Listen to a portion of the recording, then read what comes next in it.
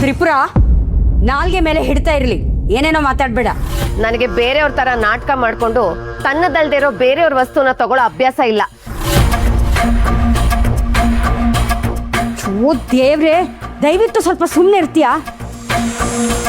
ಅತ್ತೆ, ಅವ್ರು ಹೇಳ್ತಿರೋದೆಲ್ಲ ತಪ್ಪಿಲ್ಲ, ಇದು ಅವ್ರಿಗೆ ಸೇರ್ಬೇಕಾಗಿರೋದು.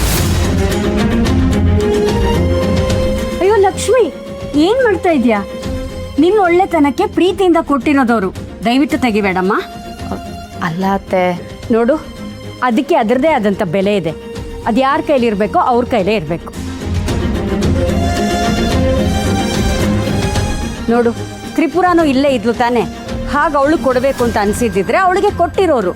ಅವಳಿಗೆ ಕೊಡದೆ ನಿನಗೆ ಕೊಟ್ಟಿದ್ದಾರೆ ಅಂದರೆ ಅದು ನಿನಗೆ ಸೇರಬೇಕಾಗಿರೋದು. ಯಾರು ಏನೇ ಹೇಳಿದ್ರು ಆ ಬಳೆ ನಿನ್ನ ಕೈಯಲ್ಲೇ ಇರಬೇಕು. ಅರ್ಥ ಆಯ್ತಾ?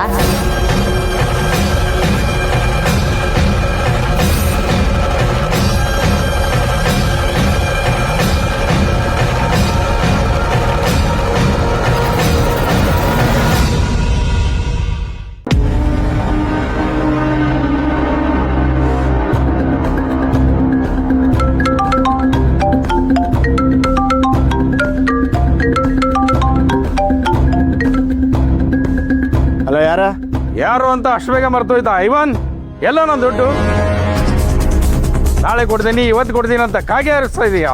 ಅಯ್ಯೋ ಇಲ್ಲಣ್ಣ, ಒಂದು ವಾರ ಟೈಮ್ ಕೊಡಿ, ಎಲ್ಲ ಕ್ಲಿಯರ್ ಮಾಡ್ತೀನಿ. ಮುಚ್ಕೊಂಡು ನಾಳೆ ಬೆಳಿಗ್ಗೆ ಒಳಗೆ ಎಲ್ಲ ಕ್ಲಿಯರ್ ಮಾಡಿದರೆ ನಿನಗೆ ಒಳ್ಳೇದು. ಇಲ್ಲ ಅಂದರೆ ನಿನ್ನ ಕಿಡ್ನಿ, ನಿನ್ನ ಹಾರ್ಟು ಎಲ್ಲ ಕಿತ್ಕೊಂಡು ನನ್ನ ದುಡ್ಡನ್ನ ನಾನೇ ವಸೂಲಿ ಮಾಡ್ಕೊಳ್ತೀನಿ. ಹುಷಾರ್.